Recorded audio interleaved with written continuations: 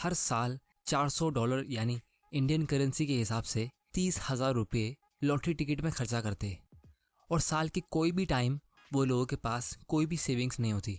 In fact उनमें से आधे लोगों के पास इमरजेंसी के लिए $400 भी बचे नहीं होते।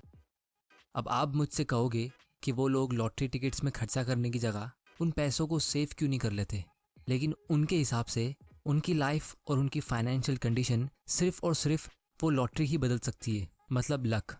और उनको लगता है कि वो हार्डवर्क करके कभी अमीर नहीं बन सकते।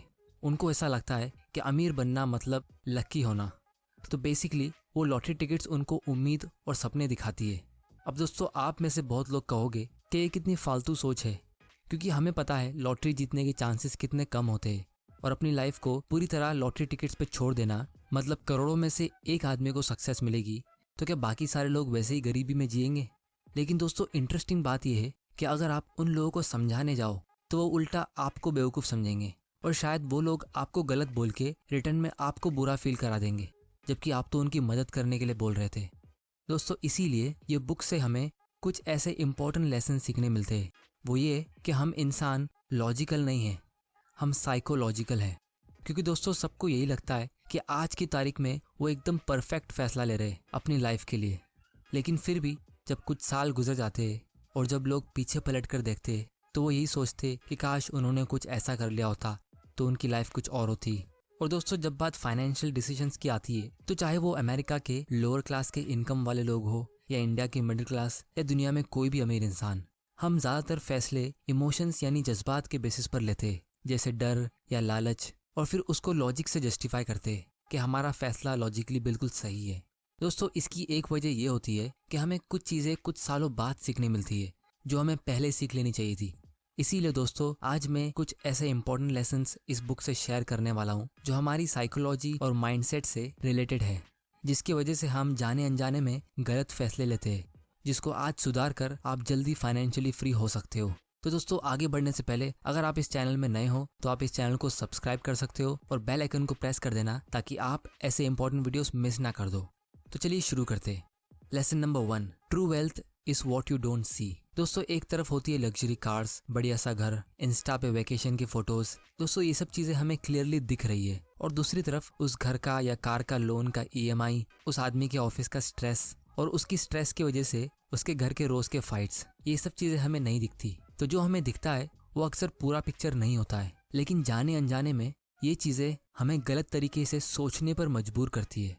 कि जब भी हम किसी अमीर आदमी को देखते हैं, जैसे उसके पास कोई लग्जरी कार हो या कोई वेकेशन पे गया हो, तो हम भी यही सोचते हैं कि काश मेरे पास भी ऐसी कार होती, काश मैं भी ऐसी जगह घूम पाता, ये कितनी मस्त लाइफ है। अब हम ये नहीं सोचते कि वो लोगों की लाइफ एक्चुअली में मस्त है या नहीं। हम उन लोगों की लाइफ से सिर्फ फ्लैशी और ऐसी ब्राइट चीजें ढूंढ के पिक करते हैं। और दोस्तों, हमें ये चीज याद रखनी चाहिए कि जिस वजह से उस आदमी ने कार ली थी कि लोग उसकी इज्जत करेंगे, लेकिन एक्चुअली में लोग उसकी नहीं बल्कि उसकी कार की इज्जत कर रहे हैं। दोस्तों, क्योंकि जब भी हमारे सामने से कोई कार गुजरती है तो हम हमेशा यही कहते हैं कि वाह क्या कार है। हम कभी ऐसा नहीं कहते कि वाह क्या आदमी है। और इसी वजह से लोगों के दिमाग में एक परसेप्शन बैठ गया है कि अमीर मतलब आपके पास दिखाने के लिए कुछ होना चाहिए।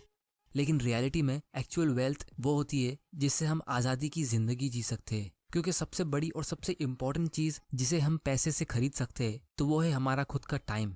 अगर आपके पास दुनिया की सारी दौलत है लेकिन उसको एंजॉय करने का टाइम नहीं, क्योंकि आप पूरा टाइम ऑफिस में बिजी रहते हो और उस काम को आप पसंद भी नहीं करते, तो आपके इतने अमीर होने का फायदा क्या?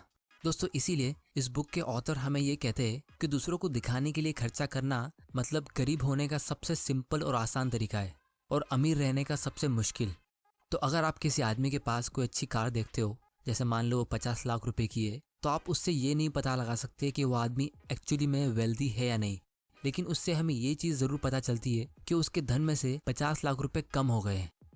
लेसन नंबर 2, यू पे अ प्राइस फॉर एवरीथिंग। दोस्तों, मान लो आपको एक कार खरीदनी है और उसका प्राइस है 12 लाख रुपया, तो आपके पास अभी 3 ऑप्शन है। पहला, आप 12 लाख रुपए पे कर दो। दूसरा, अगर आपको उतना खर्चा नहीं करना तो आप कोई सस्ती कार ढूंढ लो।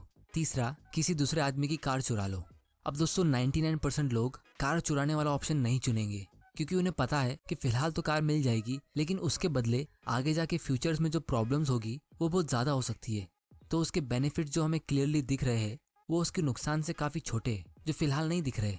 लेकिन अगर कोई आदमी गाड़ी चुराता है तो हम उसको यही कहेंगे कि उसने गलत फैसला लिया, फिर चाहे उसको कोई सज़ा मिले या नहीं मिले, क्योंकि हमें ऐसी चीज़ें दिख रही है जो उस आदमी को नहीं दिख रही। इसीलिए हम 99% लोग गाड़ी को चुराना नहीं पसंद करेंगे, फिर भले हम कोई सस्ती या सेकेंड हैंड कार ढूंढ लेंगे, क्योंकि हमें पता है नथिंग इज़ फॉर फ्री।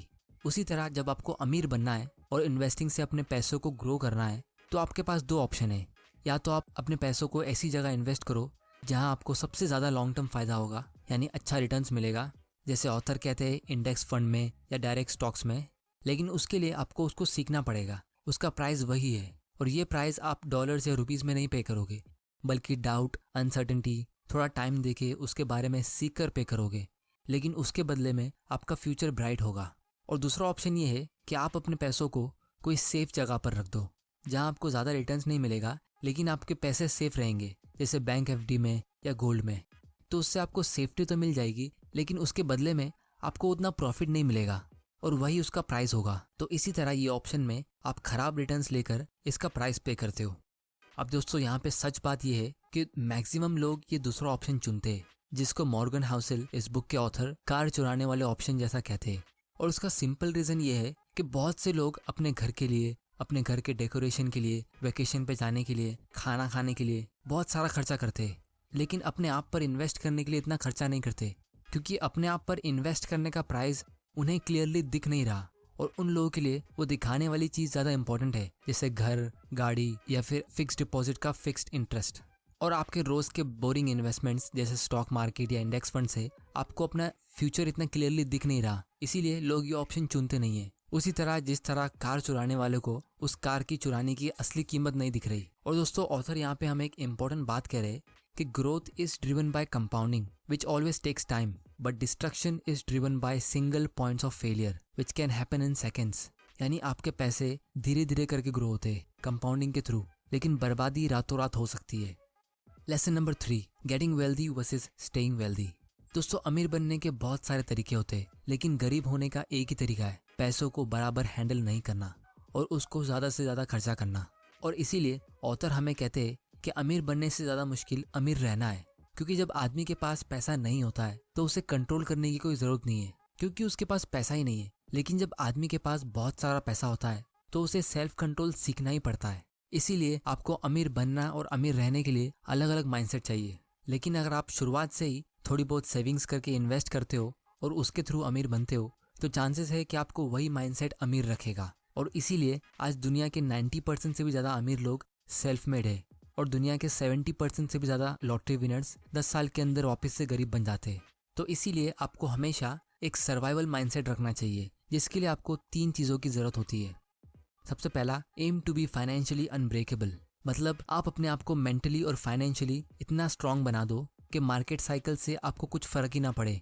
जब आप रियल एस्टेट या गोल्ड में इन्वेस्ट करते हो तो आपको पता है कि इसमें भी मार्केट साइकिल्स होते हैं और इसका भी प्राइस फ्लक्चुएट होता है, और जब प्राइस गिरता है तो हम उसे बेचते नहीं है, हम और ज़्यादा खरीदते हैं।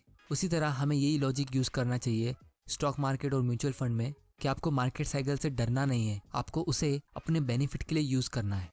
दूसरा, a good plan leaves room for error, यानी आप जब भी कोई प्लानिंग करते हो तो उसमें इस बात पे भी गौर करो कि अगर वो इन्वेस्टमेंट प्लान के मुताबिक नहीं होता है तो आप क्या करोगे, यानी आपका प्लान बी क्या होगा। और इन्वेस्टिंग की दुनिया में हम इसीलिए एक पोर्टफोलियो क्रिएट करते हैं 10-15 कंपनीज का, और इमरजेंसी फंड साइड में रखते हैं। तीसरा, be optimistic about the future but paranoid about your obstacles to success, यानी आपको फ्यूचर को लेके हमेशा ऑप्टिमिस्टिक और पॉजिटिव रहना चाहिए, अच्छी सोच रखनी चाहिए, लेकिन हमेशा अपनी करंट सक्सेस को लेकर अलर्ट और सावधान रहना चाहिए कि उसमें कोई खतरा तो नहीं है। जैसे ऑथर ने हमें यहाँ पे 2 इंटरेस्टिंग एग्जाम्पल दिए। सबसे पहला, रोनाल्ड रीड का। आप ये नाम गूगल करके सर्च कर सकते हो। ये आदमी ने पूरी जिंदगी सिर्फ चौकीदारी की नौकरी की है, लेकिन उसके मरने से पहले उसके पास $8 मिलियन जमा थे, जो इंडियन करेंसी के हिसाब से लगभग 55 करोड़ रुपए होते। अब कोई आदमी छोटी मोटी नौकरी से इतने सारे पैसे कैसे जमा कर सकता है? तो उसका आंसर है सेविंग्स और इन्वेस्टिंग की आदत डाल के। और दूसरी तरफ दूसरा एग्जाम्पल है रिचर्ड फस्कॉन का, जो दुनिया के सबसे टॉप कॉलेज हार्वर्ड यूनिवर्सिटी से पढ़ाई करता है, दुनिया के सबसे टॉप कंपनीज मैरिल लिंच में काम करता है और एक अच्छी पोस्ट पे एग्जीक्यूटिव बनता है, लेकिन उसने कर्जे की और खर्चा करने की इतनी आदत डाली जिसकी वजह से 2008 में उसे बैंकरप्सी डिक्लेयर करनी पड़ी। दोस्तों, गरीबी से बुरी चीज़ क्या होती है? वो ये कि आप अमीर बने और फिर वापस गरीब हो गए। तो इसीलिए अगर आप अपने दम पे 10 लाख रुपए इन्वेस्ट करके उसे मैनेज नहीं कर सकते तो आप 10 करोड़ रुपए मैनेज नहीं कर सकते। और इससे हमें ये चीज़ पता चलती है कि आपकी सबसे बड़ी प्रॉब्लम कम पैसा नहीं है, आपकी बड़ी प्रॉब्लम ये है कि आपको पैसा मैनेज नहीं करना आता। क्योंकि गरीब लोगों की सोच हमेशा ये होती है कि जब हमारे पास ज़्यादा पैसा आएगा तो हम उसे मैनेज करना सीखेंगे, लेकिन अमीर लोगों की सोच ये होती है कि जब हम थोड़े पैसे को अच्छे से मैनेज करेंगे तो हमारा पैसा अपने आप बढ़ जाएगा। Lesson number 4, savings and financial freedom. दोस्तों दुनिया में 3 टाइप के लोग होते हैं। एक वो जो सेव करते, दूसरे जिन्हें लगता है वो सेव नहीं कर सकते, और तीसरे जिन्हें लगता है उनको सेव करने की ज़रूरत ही नहीं। आई एम श्योर आप तीसरी कैटेगरी में नहीं आते हो क्योंकि आप ये वीडियोस देख रहे हो। दोस्तों हम सेविंग्स के बारे में बहुत सुनते, आपको बचपन से आपके पेरेंट्स ने कहा होगा कि पैसे सेव करा करो, लेकिन ये सेविंग्स इतनी इंपॉर्टेंट क्यों है?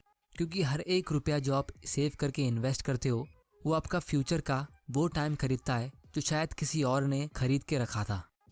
तो इसीलिए ऑथर के हिसाब से अगर आपकी सैलरी कम भी हो तो भी आप अमीर बन सकते हो, लेकिन अगर आप सेविंग्स करते ही नहीं हो तो आप कभी अमीर बनोगे ही नहीं। लेसन नंबर 5 और सबसे इम्पोर्टेंट, मॉर्गन हाउसेल के लाइफ टिप्स। सबसे पहला, अपने सारे फाइनेंशियल डिसीजंस इंडिपेंडेंटली लो, ये सोच के नहीं कि मुझे किसी को दिखाना है या किसी ने किया था इसलिए मुझे भी करना है। Advice number 2, live below your means. क्योंकि सबसे बुरी चीज़ अगर आप कोई कर सकते हो तो वो ये है कि आप अपने फ्यूचर की कमाई को आज ही खर्चा कर दो। Advice number 3, derive pleasure from free और लो कॉस्ट एक्टिविटीज़ जैसे एक्सरसाइज, रीडिंग, पॉडकास्ट, लर्निंग। क्योंकि ज़िंदगी के असली मज़े फ्री और छोटी मोटी चीज़ों में जो रोज़ होती है, और इससे आप हेल्दी भी रहोगे, वेल्दी भी रहोगे और वाइज भी रहोगे। Advice number 4, maintain 20% of cash as emergency. वो इसलिए क्योंकि जब भी स्टॉक मार्केट में क्रैश होता है तो आपको अपने इन्वेस्टमेंट को कम पैसे में बेचने की ज़रूरत नहीं पड़ेगी, आप अपना इमरजेंसी फंड यूज़ कर सकते हो। Advice number 5, the first rule of compounding is to never interrupt it unnecessarily. आपकी actual wealth long term investing से ही ग्रो होगी, कंपाउंडिंग के थ्रू, लेकिन उसकी कंडीशन ये है कि आप उसे बिना रोक टोक के कंपाउंड होने दो। Advice number 6, every investor should pick a strategy that has the highest odds of successfully meeting their goals. और ऑथर के हिसाब से इंडेक्स फंड लोगों के लिए सबसे बेस्ट चॉइस है। Advice number 7, 3 key elements of Housel's approach, a high savings rate, patience and long term optimism. क्योंकि दोस्तों बहुत सारे लोग सपने देखते हैं कि उनको करोड़पति लोगों वाली लाइफ जीनी है, दुनिया में बेहतरीन जगह घूमना है, लेकिन एक्चुअली में उनके बोलने का मतलब ये होता है कि उन्हें करोड़ रुपया खर्चा करना है, जो उनकी कही हुई बात से बिल्कुल ऑपोजिट है। क्योंकि अगर आप अपना करोड़ रुपया खर्चा कर दोगे तो करोड़पति कैसे कहलाओगे? तो दोस्तों आज की वीडियो में इतना ही। अगर आपको ये वीडियो से कुछ सीखने मिला